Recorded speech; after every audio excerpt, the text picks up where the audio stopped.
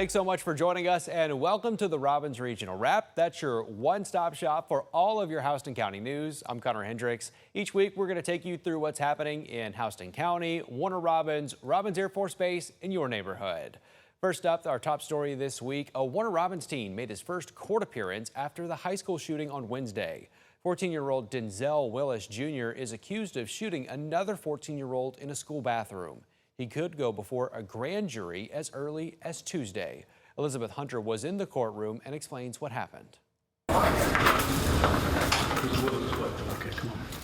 We just had the first appearance hearing for the young man accused in the shooting that happened at Warner Robins High School yesterday. 14-year-old Denzel Willis Jr. faces 5 charges. They are aggravated assault with a firearm, theft by receiving stolen property, disrupting the operation of a public school, carrying a weapon in a school safety zone, and underage possession of a handgun. District Attorney Eric Edwards says the gun used in Wednesday's shooting was stolen. He was charged with 1 count of theft by receiving stolen property, that being the firearm at issue. Willis appeared in Superior Court before Judge Catherine Lumsden around 2 on Thursday. Edwards says he'll be tried as an adult due to the aggravated assault charge. He was charged by way of warrants with 5 counts. The first and sort of biggest, as far as it's what brought it here to Superior Court, given his young age, is an allegation of aggravated assault with a firearm. Edwards says they want to move forward with the case quickly. From here, we will review the case as the investigation continues and make a decision about presenting it to the grand jury so that we can at some point get an indictment down the road and head towards trial in this case. Lumsden said in court that bond is not being discussed at this time. In Houston County, Elizabeth Hunter, 13 WMAZ News. Now, in the wake of that shooting, parents are calling for more action from school leaders. One mom says she's grateful her daughter had her phone on her during Wednesday's shooting, but she says that'll only go so far. Nikki Harper and other parents are now demanding more answers and stronger safeguards. Harper says her daughter texted her about 30 minutes after the school sent out that code red alert for the shooter on campus. Harper says she immediately called her grooming clients to come pick up their dogs so she could rush to the school. Now she's calling for changes from locked doors to metal detectors. Come on. Our students should feel like the school is a safe place to be, and they shouldn't be scared to go and get an education. Like yesterday, my daughter, I told her, I said, "You're not going to school tomorrow." And she said, "But Mom, I have an assignment due." I said, "I'm sorry, but you're not going. I don't feel comfortable sending you." Houston school officials did not comment on what safety measures they may be considering. We're, of course, still following updates to this story. Find all of them at 13WMAZ.com. Sometimes a typical afternoon thunderstorm can cause serious damage. That's what happened at a Warner Robins senior living community this week. Firefighters say that lightning struck a unit at the Potemkin Village, the senior village, sparking a fire. Warner Robins Fire Chief Ned Dixon says crews were called out there around 3:30. One neighbor, Joe Petro, says he saw that lightning strike, and he said his immediate concern was for the nearby neighbors. My neighbor here, she's lives by herself. I was concerned about her. You know, that's why I came outside and looking around. You know, that's what you do. Crews had that fire under control in about 30 minutes. Fortunately, the woman who lives in that unit was not home when that fire started and nobody was hurt. Chief Ned Dixon says if lightning ever strikes your home, call the fire department right away.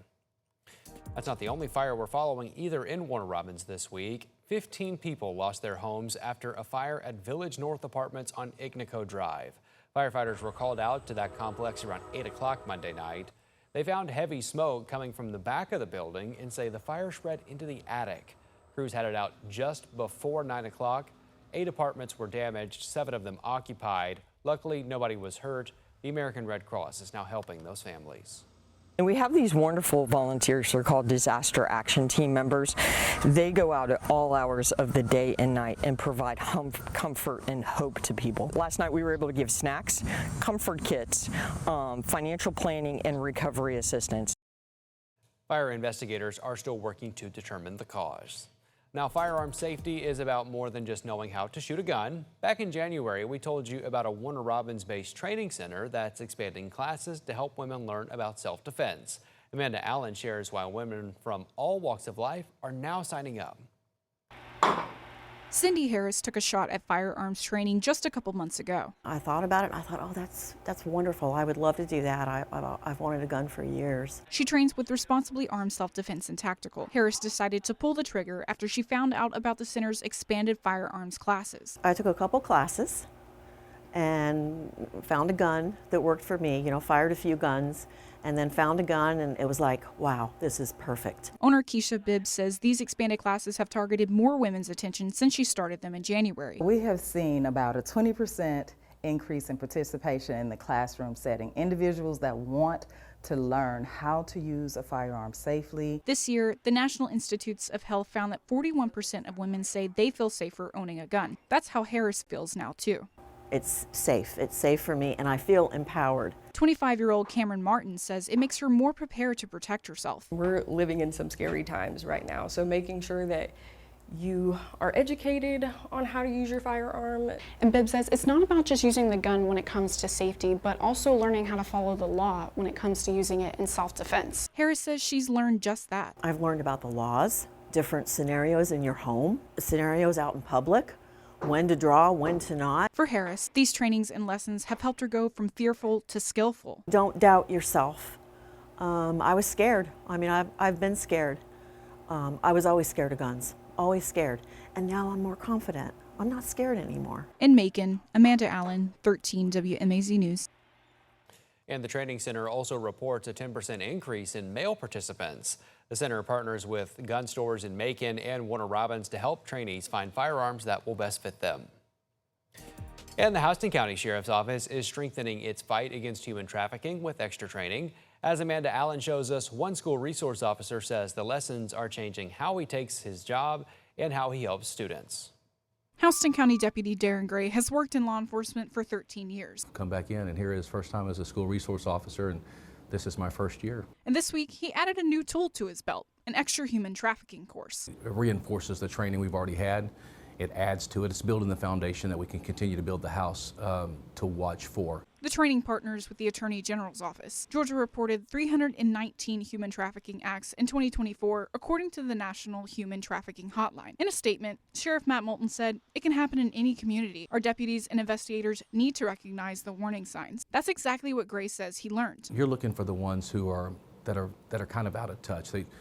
They don't have the love, they don't feel wanted. Deputy Gray says this extra training is valuable because he can take those new warning signs that he learned and apply them here at Wynn Academy in his job day to day as an SRO. We get to build relationships with kids, with young adults. Gray says he also learned more skills in helping bring traffickers to justice. With the Attorney General's office, it was the prosecution side, what they're looking for, what we can help them get. He says this not only impacted him as an officer, but as a father. It breaks your heart.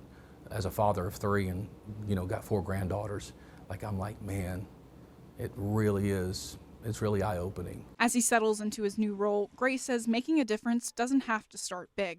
For me, it's if we can reach one. That's the big thing. If we reach one, that's the domino, right? We get one, if we save one, we can save another. In Warner Robins, Amanda Allen, 13 WMAZ News. Georgia also has a 24-hour human trafficking hotline and a See Something, Send Something app through the Georgia Bureau of Investigations.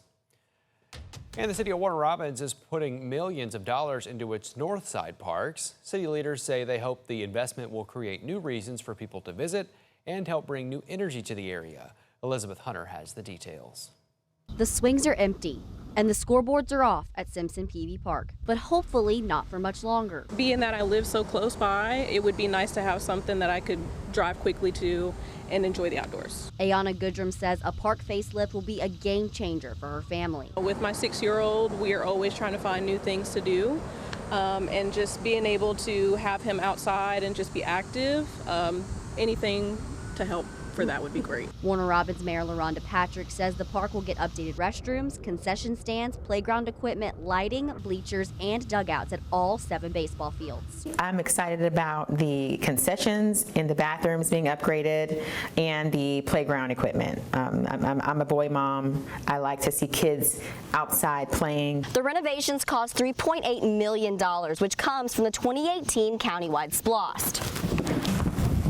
Patrick says she hopes the renovations get people up to the north side of Warner Robins. The area where a lot of development has shied away from for a couple decades at least, and we're trying to revive that, breathe new life into those historic places in our city. Patrick says the renovations are part of a larger effort to bring more activity and investment to the area. I really do have a major effort on increasing recreational tourism. With the renovations and connecting it to that huge tourist event with the Little League Baseball is really going to draw more people in. She says site work has begun. In Warner Robins, Elizabeth Hunter, 13 WMAZ News. Patrick says those renovations should wrap up next year. And concerns are growing in Houston County over a proposed wastewater treatment plant near the Okie Woods Wildlife Management Area, but the developer says they don't actually have any plans for construction in the near future. Elizabeth Hunter has an explanation. Kovac Road, just several miles below Okie Woods entrance, is the proposed site of the Winding River Development Water Pollution Control Plant. Of course, it's wildlife land. We're concerned about losing wildlife. Okie Woods Properties LLC submitted an application to the Georgia Environmental Protection Division to renew their permit for the plant. State records show the plant has been permitted since 2005 but never built. Okie Woods advocate John Trussell says he's not against it, but he's got a lot of unanswered questions. I don't fault them for trying to do the best they can with the land that they own. That's to be expected, and I do expect the county government to try to work with them and see what develops. We want to know more about it. Trussell says he's especially interested in how they plan on releasing treated water. The plans say the plant would treat the wastewater, then apply it to land rather than release it directly into a river or creek. That is not a foreign idea. They use it at Frito-Lay to disperse their water. Sand is a natural filtration material. And so that's not unexpected. We want to know more about it and how it's going to work, the pluses and negatives of it. The developer says they have no plans to build the plant soon. They say they just want to keep its permit up to date. According to the Environmental Protection Division website, a draft permit was issued on April 27th. In Houston County, Elizabeth Hunter, 13 WMAZ News. And a draft permit is not final approval. It means that the EPD has reviewed the application and proposed conditions. That draft then goes through a public notice period. That's when people can review the documents, submit comments, and request a public hearing. Then the state has to consider those comments before issuing or denying the final permit. We reached out to EPD to ask if a public hearing was happening, but we've not heard back. And Robins Air Force Base is looking to hire hundreds of workers. The Warner Robins Air Logistics Complex has launched a new recruitment push called Full Throttle Hiring. They're looking to fill at least 600 positions. Those openings include aircraft, sheet metal, and electronics, mechanics, along with non-destructive inspection specialists and aviation logistics professionals. Officials say they're looking for experienced workers, entry-level applicants, and even recent grads. The complex held its first in-person hiring event this week. Online hiring continues for the rest of the month. You can find those positions at the websites there on your screen. You can find the virtual recruiting information over at workatrobins.com. Heads up, if you drive through Perry, there are some road closures at West Park Drive and Perry Parkway. The road will not be closed continuously. Those closures will occur only as needed from August 17th through September the 18th. When the road is closed, you can use Houston Lake Road to access West Park Drive or Lissa Street as an alternative route from Perry Parkway. Officials say access to homes and businesses will be maintained as much as they can. Still ahead, a senior tradition that hit the brakes. Why Houston County High School canceled a plan to let seniors paint their parking spots. Plus, from the classroom to the farm, students are getting a look at the future of agriculture. How a Perry event is connecting FFA students with agriculture industry leaders.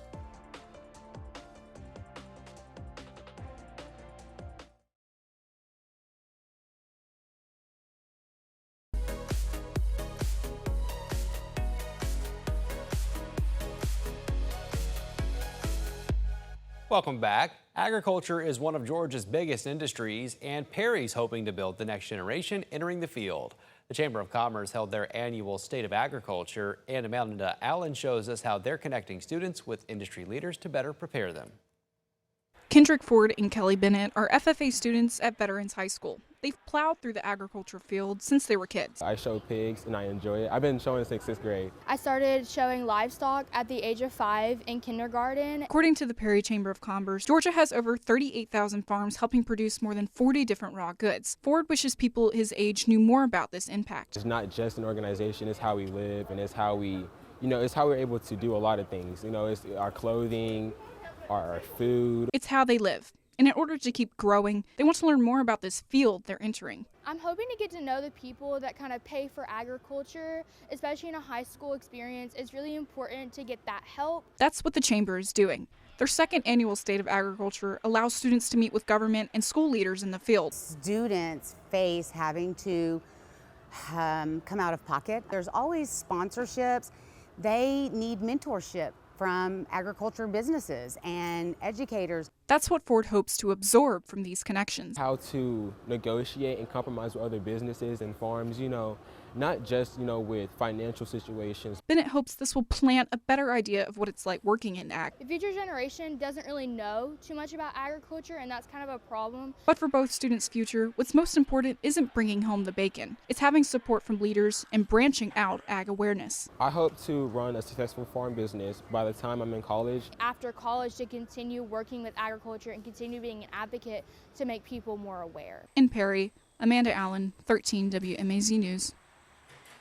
And chamber leaders say they hope the state of agriculture will continue to grow each year, serving as an opportunity to address the issues and needs most important to the ag community. And for the first time, Houston County High School was giving seniors the chance to put their own personal touch on the parking lot by painting their parking spots. But after some students grabbed the paintbrushes and already got to work, the state pumped the brakes on the idea. Amanda Allen shows us how some families felt and how the school is trying to make up for it. In the Houston County High School parking lot, some spaces are painted in bright, solid colors. That's because the school originally gave seniors the green light to paint their own spots. Cash Blashy is one of those seniors who started painting his spot. At first I was excited. I thought it was a great opportunity to hang out with my friends, do something fun. So why aren't these picture perfect yet? Because the school later emailed families telling them they could no longer paint them. Cash was disappointed at first. Initially I was bummed. I know a lot of my friends were really upset and, a little irritated about it. We got this cool opportunity and now it's kind of getting taken away from us. The school apologized, saying they didn't get facilities approval and permanent paint would increase upkeep costs when the lot needs repairs. But they didn't stop there. They told parents like Cash's mom they'd refund the $70 permit and painting fee, plus a few extra perks. The ones who had paid for it and done it, they get a free cap and gown as well as their prom ticket paid for. For Cash and his mom, the school wasn't letting this mistake leave a bad mark. We're all human, everybody makes mistakes, but it's how we own up to it. And I feel like the district, the principal, the admin as a whole, they did a wonderful job and I'm very pleased. In a statement, the district said Houston County High School has been open with families about the mistake in allowing permanent paint on senior parking spaces and has apologized for the inconvenience it caused. We appreciate the understanding and support families have shown. The school says students can still use chalk to decorate their spots if they wish. But as for Cash and his painted spot, for now, I'm still planning on parking in that space. It's still my spot, so. In Warner Robins, Amanda Allen, 13 WMAZ News. And Houston County High School Principal Dr. Jay Jones says the painted spaces will be removed in the near future to maintain upkeep in the lot. And the Southern Georgia Home Show started this week over at the fairgrounds in Perry. There you can check out the latest home trends, meet with local and national vendors, and even get some ideas about your home. A sales manager from Custom Bath and Shower spoke to us about why is now the best time to come out. This is probably one of the best times of the year to come out. A lot of vendors have had a slow period during the summer, and they're just now getting started up on their fall season. And there's going to be some great deals out here. And Warner Robins' Museum of Aviation Foundation has a new president and CEO, and she's a familiar face to all of us here. That's Laura Lynch Jones. She left 13 WMAZ after 21 years last week as an anchor, reporter, and then news director. The museum said they were impressed with Laura's longtime ties to the Central Georgia community, including her years covering Robins Air Force Base. The museum holds more than 4,500 artifacts and hosts more than 300,000 visitors a year. It's run by a private foundation that's independent from Robins Air Force Base. Laura replaces Dan Rhodes, who retired from the museum last month. What's happening around the Robins region? We'll preview upcoming events right after the break. Stay with us.